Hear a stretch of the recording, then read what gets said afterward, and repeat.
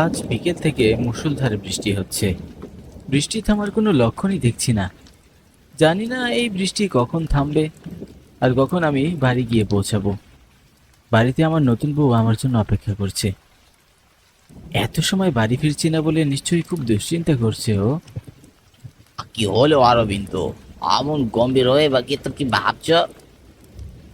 কিছু না দাদা। তেমন কিছু না বললেই হলো। ওই বয়সটা আমি পার করে এসেছি। নিশ্চয়ই তুমি নতুন বউয়ের কথা ভাবছো।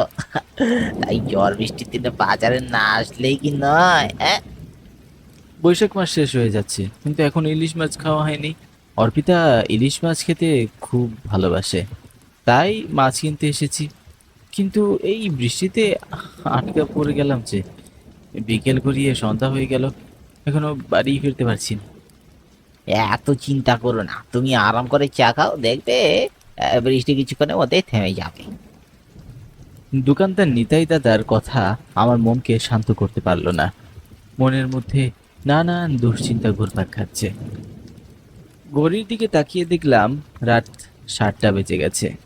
জানি না আর কত রাতে আমি বাড়ি গিয়ে পৌঁছাবো।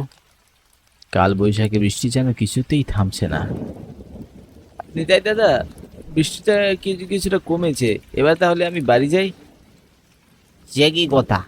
এখনো তো ঝিরি ঝিরি বৃষ্টি পড়ছে। বাড়ি যেতে যেতে তুমি তো পুরো ভিজে যাবে। কিন্তু এখনই যাত্রা শুরু না করলে যে বাড়ি পৌঁছাতে পারবো না আমি।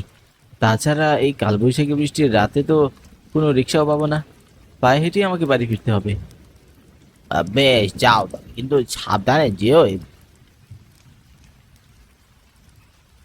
নিতাই দাদার কাছ থেকে বিদায় নিয়ে আমি বাড়ির উদ্দেশ্যে হাঁটা শুরু করলাম। পুরো রাস্তা একেবারে ফাঁকা। আশেপাশে যতদূর চোখ যায় কোনো মানুষ দেখতে পাচ্ছি না। চারিদিক থেকে থমথমে পরিবেশ বিরাজ করছে। বৃষ্টির পানিতে পথঘাট কাদায় চিটচিটে হয়ে আছে। ভালো করে হাঁটাও যাচ্ছে না। কেন যেন আমার বড্ড ভয় লাগছে। গা ছমছম করছে। অন্ধকার নির্জন রাস্তায় নিজের পায়ের শব্দ নিজেই শুনতে পাচ্ছি। বারবার মনে হচ্ছে আমার পিছনে পিছনে কেউ আছে। পিছনে ঘুরে তাকাচ্ছি কিন্তু পিছনে কাউকেই দেখতে পাচ্ছি না। এমনি করে ভয় পেতে পেতে আমি অনেকটা পথ চলে এসেছি। আরো প্রায় 1 কিলোমিটার পথ সামনে এগিয়ে গেলেই আমি আমার বাড়ি পৌঁছে যাব। হঠাৎ ভয়ঙ্কর একটা কণ্ঠ শুনে আমি চমকে উঠলাম। ভয়ে ভয়ে আমি আশেপাশে ভালো করে তাকাতে লাগলাম, কিন্তু কোথাও কাউকেই দেখতে পেলাম না। আর তখনই আচমকা প্রচুর বৃষ্টি শুরু হয়।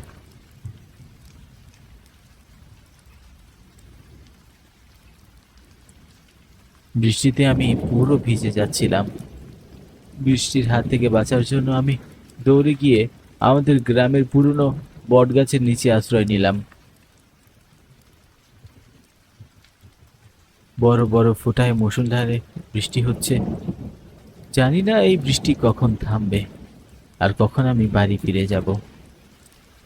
ছাতার সাথে থাকলে হয়তোবা এমন বিড়ম্বনায় পড়তে হতো না।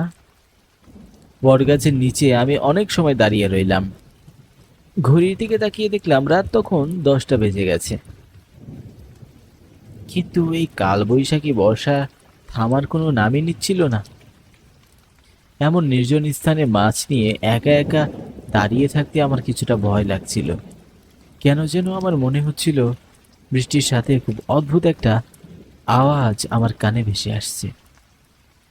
আমি কান পেতে ভালো করে অনুভব করার চেষ্টা করলাম।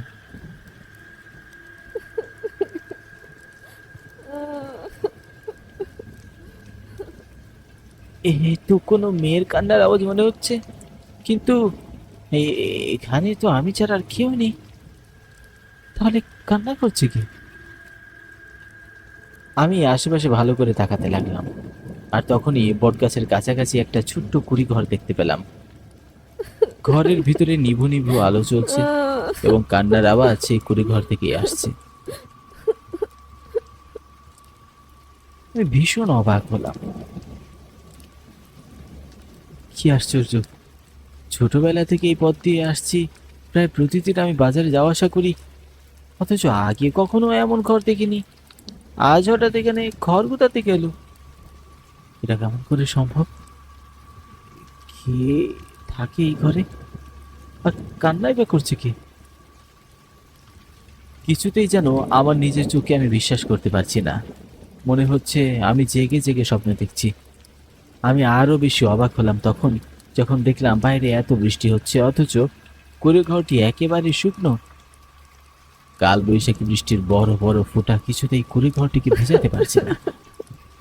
সময়ের সাথে সাথে কান্নার শব্দ আরো বাড়তে লাগলো।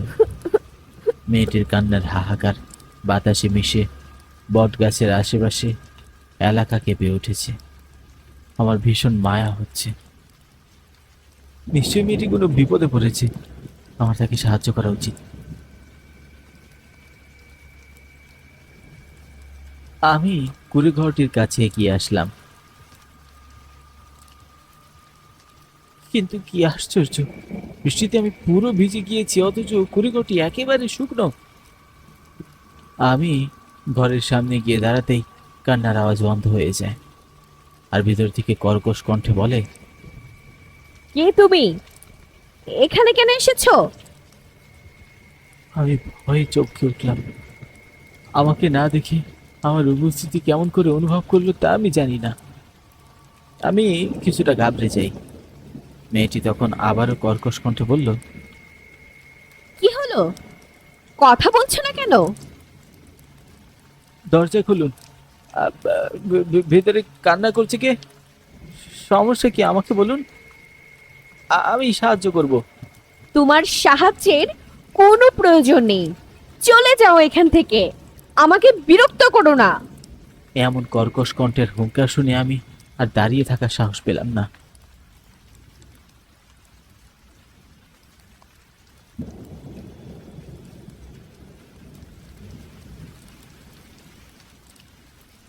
আমি বটগাছের নিচে গিয়ে দাঁড়ালাম।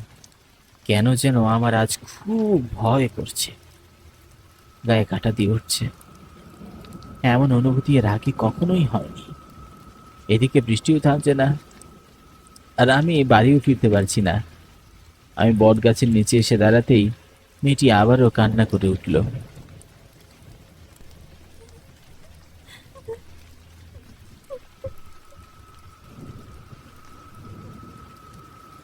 এবারের কান্নার স্বর আগের চেয়ে আরো বেশি ভয়ানক আর করুণ।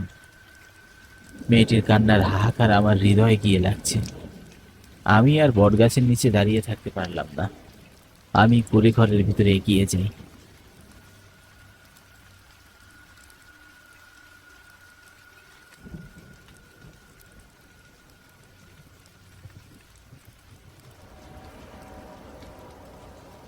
আবারও আমি কুঁড়ে ঘরের সামনে আসতেই মেয়েটির আওয়াজ বন্ধ হয়ে যায় এবং আগের চেয়ে আরো বেশি কর্কশ কণ্ঠে বলে ওঠে, আবার কেন এসেছো? চলে যাও এখান থেকে।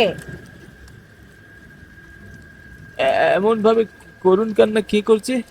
কি হয়েছে? কেন বারবার আমায় বিরক্ত করছো? তোমাকে তো আমি চলে যেতে বলেছি। দয়া করে আমাকে দরজাটা একটু খুলে দিন। বাইরে অনেক বৃষ্টি হচ্ছে। বৃষ্টিতে আমি পুরো ভিজে গিয়েছি। আপনি যদি আমাকে একটু বাড়ির ভিতরে আসতে দিতেন তাহলে আমার খুব উপকার হতো। বৃষ্টি থামলে আমি আমি নিজের বাড়ি চলে যাব। আমি এই কথা বলতেই সাদা শাড়ি পরা অপরূপ একটি সুন্দরী মেয়ে দরজা খুলে বাইরে বেরিয়ে এলো।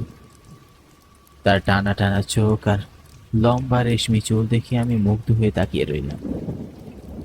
একটা মানুষ যে এতটা সুন্দর হতে পারে নিজে না দেখলে কখনো কল্পনাও করতে পারতাম না। কি হলো? অমন হা করে তাকিয়ে আছো কেন? না না, ইয়ে মানে আ, আ, এতক্ষণ কান্না করছিল কে? আমি। মেয়েটির কথা শুনে আমি ভীষণ অবাক হলাম, কারণ মেয়েটিকে দেখে মনেই হচ্ছে না সে এত সময় ধরে কান্না করেছে। আমি আমতা আমতা করে বললাম,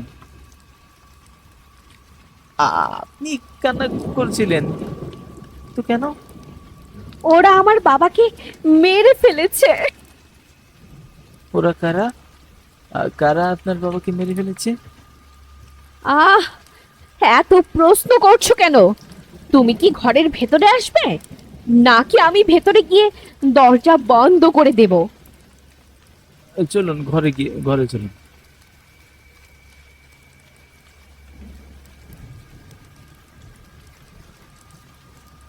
আমি মেয়েটির সাথে ছোট্ট করে ঘরে প্রবেশ করলাম। ঘরের ভিতরটা খুব অগোছালো, সবকিছু একেবারে এলোমেলো হয়ে ছড়িয়ে ছিটিয়ে আছে। দেখে মনে হচ্ছে ডাকাতরা এখনই ঘরের ভিতর লুটপাট করে গেছে। আমি ঘরের এক কোনায় বসে রইলাম। আমার খুব পানির পিপাসা পেয়েছে, আমাকে এক গ্লাস পানি দিতে পারবেন?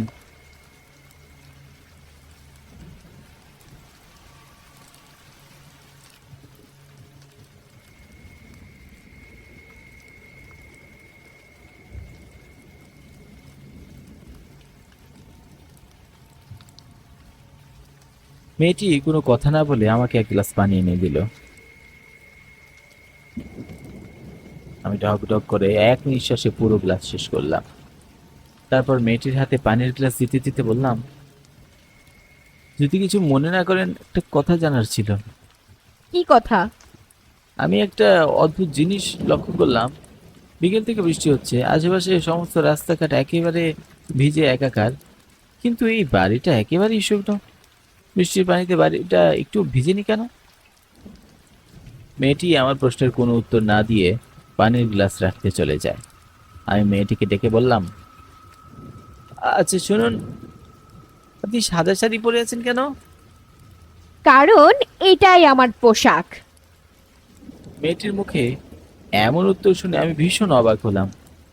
কেন যেন আমার মনের ভিতর বড্ড খচখচ করছে। মনে হচ্ছে আমি কোনো বিপদে পড়তে চলেছি। আমি কিছুক্ষণ চুপচাপ বসে রইলাম। তারপর কৌতূহলী হয়ে মেয়েটিকে বললাম, এই রাস্তা দিয়ে আমি প্রতিদিন যাওয়া আসা করি, কিন্তু এর আগে কখনো এই বাড়িটা আমি দেখেছি বলে তো মনে হচ্ছে না। আহ, আপনারা এখানে কবে থেকে আছেন? আহ, এত প্রশ্ন করিস কেন? বারবার কেন বিরক্ত করছিস? এ কথা বলে মেয়েটি রেগে মেগে আমার দিকে তাকাতেই ভয়ে আমি চমকে উঠলাম। আমি দেখলাম মেয়েটির চোখ দিয়ে রক্ত ঝরছে, হিংস্র দাঁতগুলো বাইরে বের হয়ে আসছে, মুখে এবং সমস্ত শরীরে নির্যাতনের দাগ। আমি বুঝতে পারলাম এখনো মানুষ না, এটা ভয়ঙ্কর কোনো প্রেতাত্মা। ভয় আমার বুকের ভেতরটা পানি শূন্য হয়ে যায়, চোখ কপালে উঠে যায়, হাত পা থরথর করে কাঁপতে থাকে। প্রচন্ড ভয় আমি চিৎকার দিয়ে দৌড়ে পালানোর চেষ্টা করলাম, কিন্তু কি আশ্চর্য, ঘর থেকে বাইরে বেরোর কোনো দরজাই খুঁজে পাচ্ছি না। কোথায় পালাবি? তোর পালানোর কোনো পথ নেই।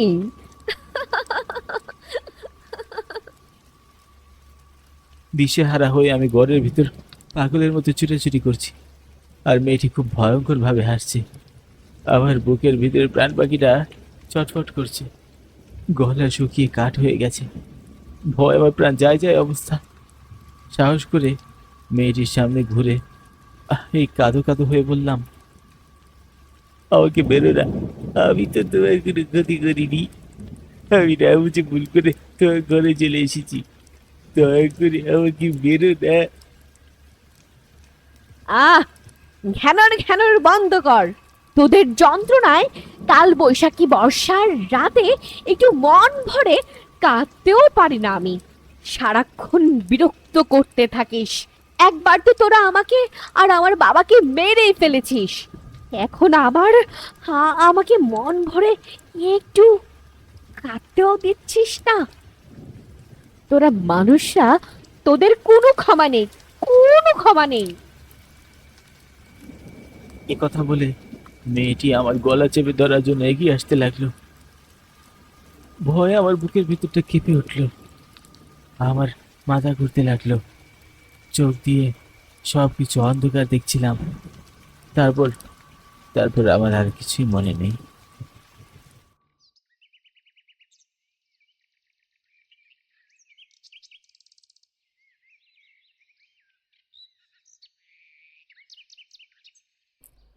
ভোরবেলা মানুষের ডাকাডাকিতে আমি আমার জ্ঞান ফিরে পাই। চোখ খুলে দেখলাম গ্রামের অনেক মানুষ গোল হয়ে আমার চারপাশে জড়ো হয়ে আছে। অনিন্দ দাদু ভাই, তুমি এই বটতলায় কেন এসেছিলে? আর অজ্ঞান হয়ে পড়েছিলে কেন? কি হয়েছিল তোমার? আমার সাথে ঘটে যাওয়া গত রাতের ভয়ঙ্কর ঘটনা আমি দাদুকে জানাই। সব শুনে দাদু বললেন, এখন থেকে অনেক বছর আগে এই বটতলার পাশে একটা ছোট্ট করে ঘরে আমাদের গ্রামের একজন লোক তার সুন্দরী মেয়েকে নিয়ে থাকতো। কাল বৈশাখী বর্ষার কোনো এক রাতে গ্রামের ডাকাত পড়েছিল। ডাকাতরা মেয়েটির বাবাকে ছুরি দিয়ে আঘাত করে হত্যা করে।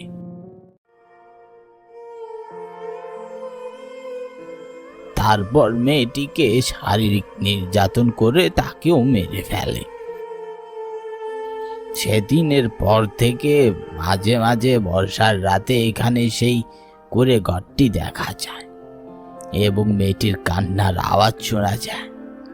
যদি কেউ মেয়েটিকে বিরক্ত করে তাহলে সে প্রাণ নিয়ে আর বাড়ি ফিরতে পারে না। তোমার ভাগ্য ভালো, ঈশ্বরের কৃপায় তুমি বেঁচে গেছো। দাদুর মুখে এমন কথা শুনে আমার গায়ে কাঁটা দিয়ে উঠল।